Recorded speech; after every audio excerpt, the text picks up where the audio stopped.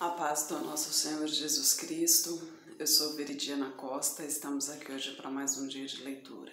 Senhor Deus e Pai, glorificado e exaltado é o teu santo nome.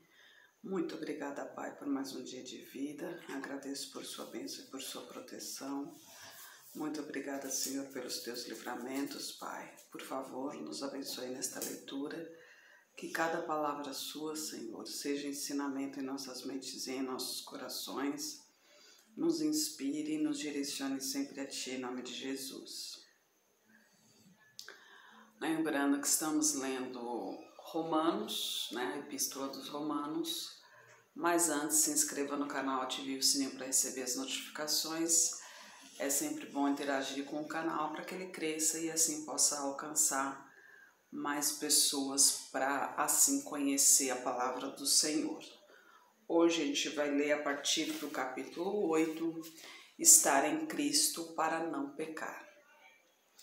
Portanto, agora nenhuma condenação há para os que estão em Cristo Jesus, que não andam segundo a carne, mas segundo o Espírito, porque a lei do Espírito de vida em Cristo Jesus me livrou da lei do pecado e da morte. Porquanto o que era impossível à lei, visto como estava enferma pela carne, Deus, enviando o seu Filho em semelhança da carne do pecado, pelo pecado condenou o pecado na morte, para que a justiça da lei se cumprisse em nós, que não andamos segundo a carne, mas segundo o Espírito, porque os que são segundo a carne, inclinam-se para as coisas da carne, mas os que são segundo o Espírito, para as coisas do Espírito. Porque a inclinação da carne é morte, mas a inclinação do Espírito é vida e paz. Porquanto a inclinação da carne é inimizade contra Deus, pois não é sujeita à lei de Deus, nem em verdade o pode ser. Portanto, os que estão na carne não podem agradar a Deus. Vós, porém, não estáis na carne, mas no Espírito, se é que o Espírito de Deus habita em vós. Mas, se alguém não tem o Espírito de Cristo, esse tal não é dele. E se Cristo está em vós, o corpo, na verdade, está morto por causa do pecado, mas o Espírito vive por causa da justiça. E se o Espírito daquele que dentre os mortos ressuscitou a Jesus habita em vós, aquele que dentre os mortos ressuscitou a Cristo, também vivificará os vossos corpos mortais pelo seu Espírito que em vós habita. Aqui está mostrando a nós, que nós, os filhos de Deus, lembrando que todos nós somos criaturas do Senhor. A partir do momento que nós aceitamos, acreditamos que Deus é o Criador dos céus, da terra, do mar e de tudo que neles há, e que Ele é o único Deus, o Deus vivo, que Jesus Cristo veio em carne e que Ele é o Filho do Senhor, que é o Filho de Deus, que Ele é o nosso Salvador, que entregamos a nossa vida a Deus, que nos batizamos nas águas, aí sim nós nos tornamos filhos de Deus e o Espírito Santo começa a habitar em nós. Então, a partir do momento que nos tornamos filhos do Senhor, a carne já não tem valor algum, porque sabemos que a carne aliás, de qualquer jeito a carne não tem valor, porque a carne é pecado. A carne pertence a esse mundo aqui, que é o mundo terrestre, Então, o pecado ele será queimado no fogo ardente, mas o Espírito, esse que é o Filho de Deus, esse vivificará, E guiados pelo Espírito, aqui a partir do versículo 12. De maneira que, irmãos, somos devedores, não à carne, para viver segundo a carne. Porque se viverdes segundo a carne, morrereis. Mas se pelo Espírito mortificardes as obras do corpo, vivereis. Porque todos os que são guiados pelo Espírito de Deus, esses são filhos de Deus. Porque não recebestes o espírito de escravidão para outra vez estardes em temor, mas recebestes o espírito de adoção de filhos, pelo qual clamamos, Abba, Pai. O mesmo Espírito testifica como o nosso espírito que somos filhos de Deus. E se nós somos filhos de Deus, somos logo herdeiros também, herdeiros de Deus e co-herdeiros de Cristo, se é certo que com Ele padecemos, para que também com Ele sejamos glorificados. Porque para mim tenho por certo que as aflições deste tempo presente não são para comparar com a glória que em nós há de ser revelada. Porque a ardente expectação da criatura espera a manifestação dos filhos de Deus. Porque a criação ficou sujeita à vaidade, não por sua vontade, mas por causa do que a sujeitou, na esperança de que também a mesma criatura será liberta da servidão, da corrupção para a liberdade da glória dos filhos de Deus. Porque sabemos que toda a criação geme e está juntamente com dores de parto até agora. E não só ela, mas nós mesmos, que temos as primícias do Espírito, também gememos em nós mesmos, esperando a adoção, a saber, a redenção do nosso corpo. Porque em esperança fomos salvos. Ora, a esperança que se vê não é esperança, porque o que alguém vê, como o esperará? Mas se esperamos o que não vemos, com paciência o esperamos. E da mesma maneira também o Espírito ajuda as nossas fraquezas, porque não sabemos o que havemos de pedir como convém, mas o Espírito intercede por nós com gemidos inexprimíveis. E aquele que examina os corações sabe qual é a intenção do Espírito, porque é ele que, segundo Deus, intercede pelos santos. E sabemos que todas as coisas contribuem juntamente para o bem daqueles que amam a Deus, daqueles que são chamados segundo o seu propósito. Porque os que dantes conheceu também, o predestinou para serem conformes à imagem de seu Filho, a fim de que ele seja o primogênito entre muitos irmãos. E aos que predestinou, a estes também chamou.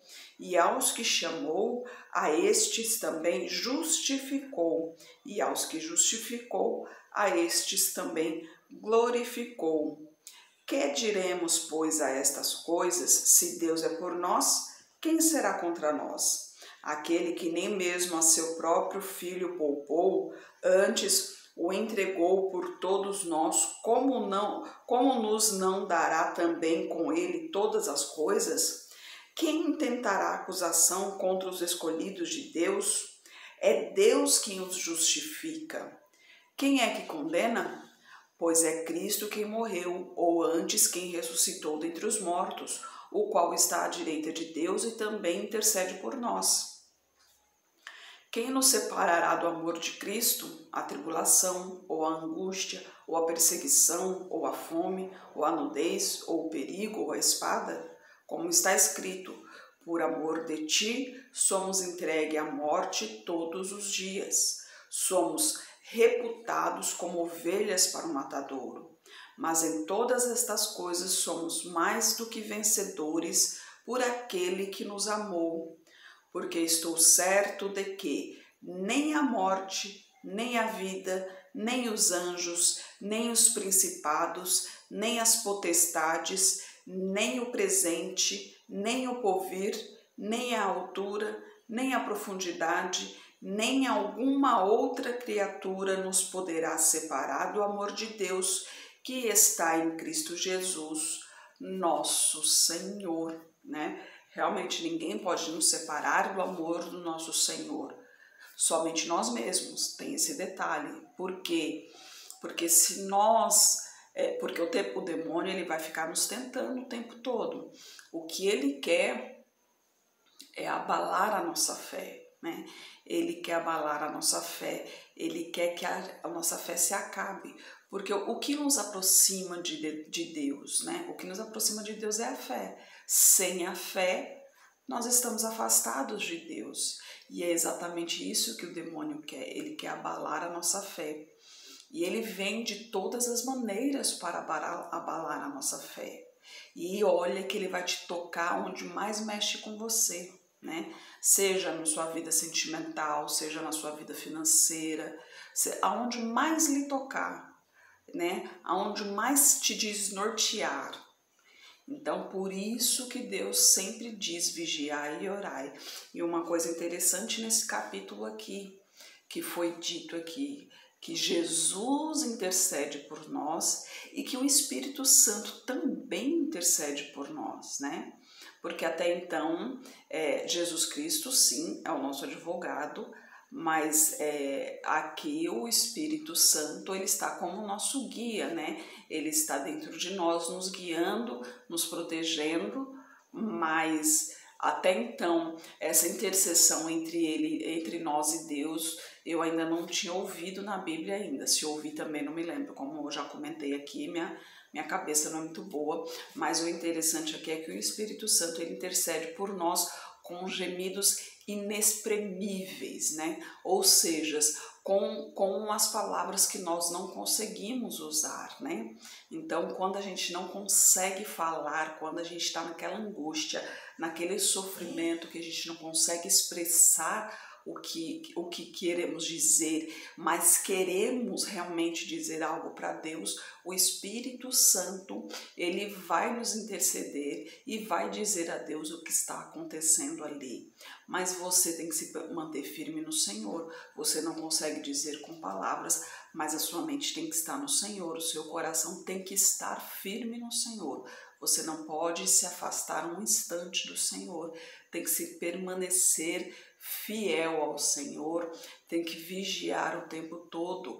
Lembre-se que o demônio, ele não está no mundo porque o mundo já pertence a ele. O demônio está onde? Ele está na igreja para tirar os filhos de Deus da presença do Senhor. Então ele vai onde dói mais, ou na família, no dinheiro, na vida sentimental, ele vai aonde dói mais. Então, não se desespere, aquele que está com o Senhor, esse está protegido. Lembre-se de Jó. Jó tinha tudo desde que nasceu, como se dizem, nasceu em berço de ouro. Ele sempre deu tudo.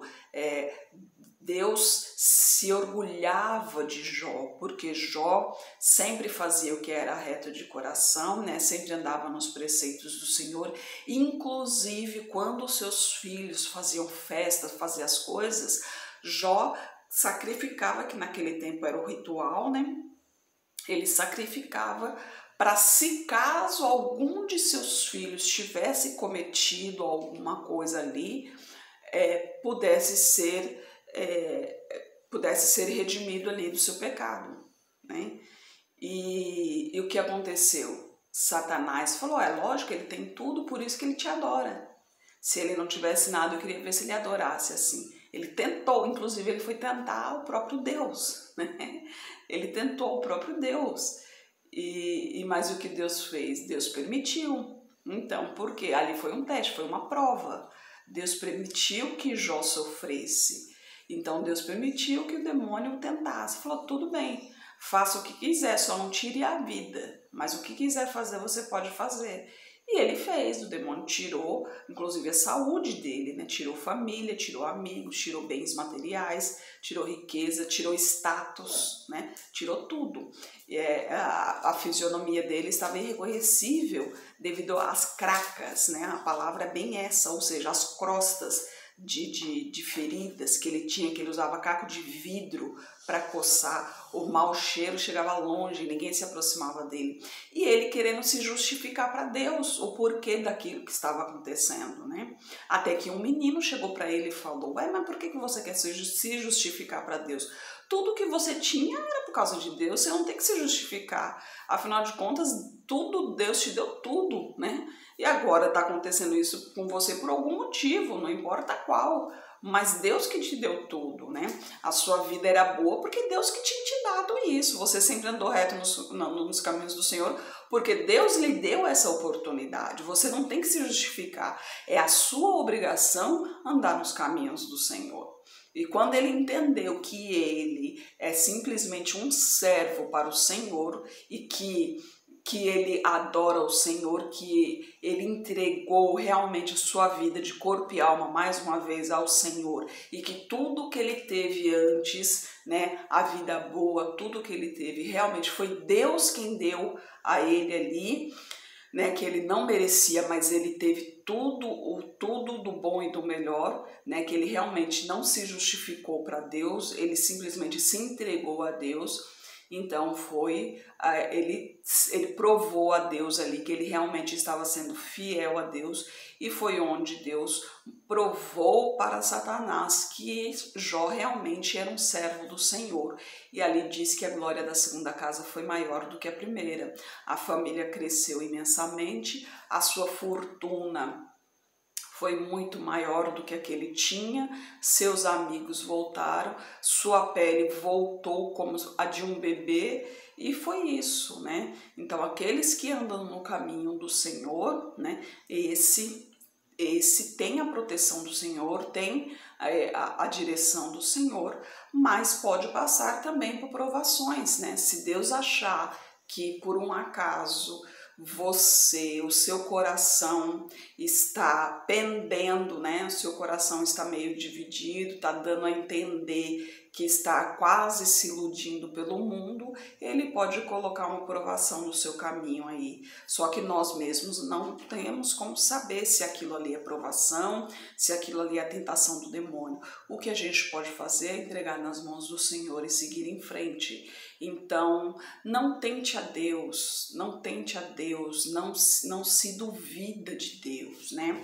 Assim, o que pode acontecer, obviamente, se você é um filho de Deus e você percebe que sua casa está em tribulação, que o seu coração está aflito, então aí realmente tem coisa errada.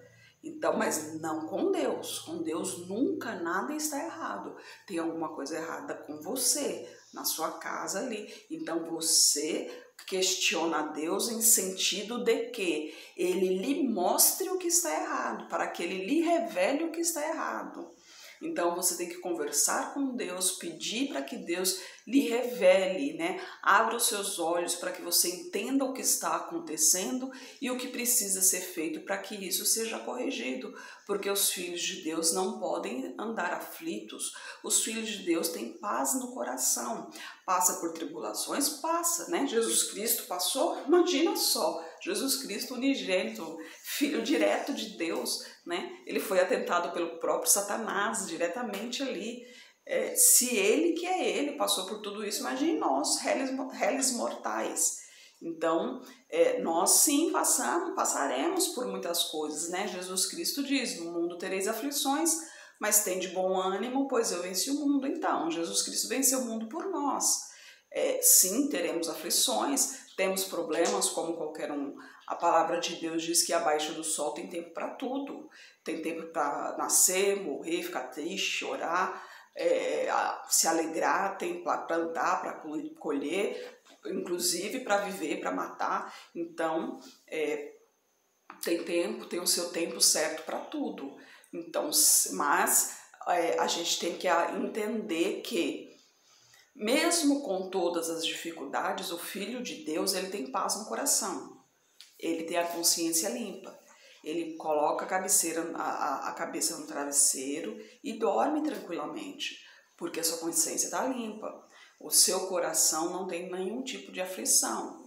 Se preocupa com o dia a dia? Se preocupa, não tem jeito. Embora a palavra de Deus diz: buscai primeiro o reino de Deus e o mais lhe será acrescentado, mas sinceramente isso é difícil, a gente é humano, não tem jeito, a gente acaba se preocupando, né?